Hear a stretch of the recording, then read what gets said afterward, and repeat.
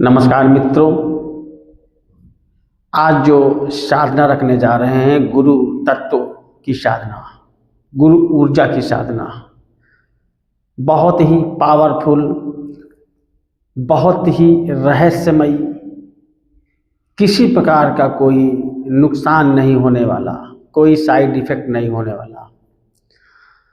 ये जो ऊर्जा है गुरु तत्व की, गुरु परंपरा से भी आपके अंदर स्थापित की जाती है, दी जाती है। आपने अगर नाथ संप्रदाय से दीक्षा ले रखी है, आपने देखा होगा कि जो नाथ संप्रदाय के साधक हैं, सन्यासी लोग हैं, उन्होंने आपको दीक्षा देते समय जो धुने में आहुति दी, मंत्र दिया, और आपको ये जरूर बताया होगा कि आप इस मंत्र के माध्यम से किसी का भला कर सकते हैं, किसी का उतारा कर सकते हैं। अवश्य बताया होगा। आप धुने की भभूति उठा के दे सकते हैं, जिसे भी देंगे लाभ मिलेगा। एक भभूति ही साधन है धुने पे बैठ के। तो ये वही परंपरा के हिसाब से विधान है, उसी विधान को हम आपके सामने रखने जा रहे हैं। तो आगे हम बात करते हैं अपना जो विधान है कि आप किसी भी गुरु तत्व ऊर्जा को कैसे सिद्ध कर सकते हैं, कैसे अपने औरे से जोड़ सकते हैं। तो नाथ संप्रदाय में इस विधि को दिया गया है।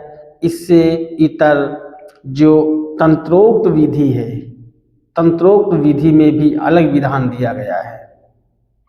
इसमें करना क्या होता है कि जो आपके अपने गुरु हैं या गुरु पद पर बैठा हुआ कोई भी योगी, सन्यासी, महात्मा या ऊंचे लेवल का कोई साधक या तांत्रिक, मैं इस लेवल की बात कर रहा हूँ, जो कि तंत्र मंत्र का ज्ञाता रहा हो, वर्तमान समय में वो अब इस दुनिया में नहीं है, लेकिन उसकी जो ऊर्जा है, उस ऊर्जा को कैसे हम अपनी ओर आकर्षित करें, अपने औरे में जोड़ें, और उसके माध्यम से हम धाम गद्दी लगाएं, धाम गद्दी लगा करके जन कल्याण करें।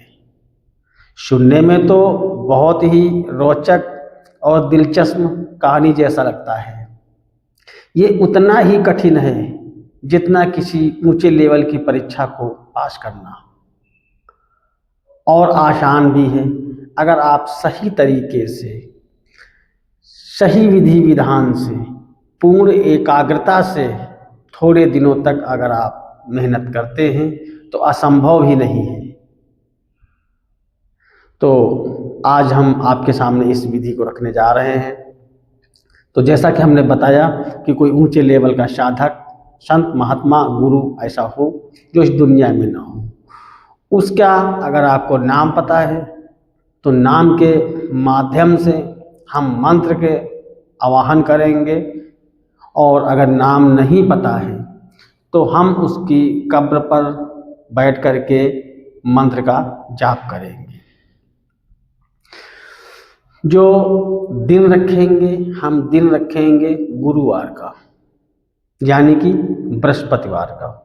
बृहस्पतिवार की संध्या के समय आप इस अनुष्ठान को, जाप को शुरू कर सकते हैं। और इसको जो करना है ये पूरे 21 दिनों तक करना है, 21 डेज का।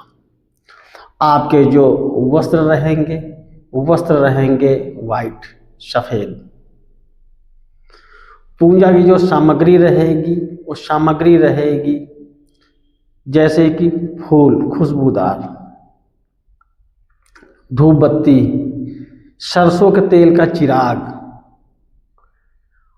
और कोई खुशबूदार इत्र, ये सामग्री आप रखेंगे। और आप रखेंगे लगभग जो एक होता है जिसे बोलते हैं जायफल, जो पूजा में इस्तेमाल होने वाला होता है। अगर आपको जायफल नहीं मिलता है तो आप किसी भी प्रकार का फल ले सकते हैं जो आपके मौसम के हिसाब से उपलब्ध हो, उस फल का आप प्रयोग कर सकते हैं। उसके बाद बैठ करके आप अगर नाम पता है तो नाम, अगर नाम नहीं पता है तो उस कब्र के आप चारों तरफ राउंडिंग करेंगे मंत्र को जपते हुए, ओम गुरुदेवाय नमः, ओम गुरुदेवाय नमः। अगर मंत्र नहीं पता है तो, अगर नाम नहीं पता है तो, अगर नाम पता है तो कहेंगे ओम श्री अमुक देवाय नमः, ओम श्री अमुक देवाय नमः। जहाँ पे अमुक शब्द इस्तेमाल किया गया है वहाँ पर आप उस साधक, उस गुरु आत्मा का आप नाम लेंगे।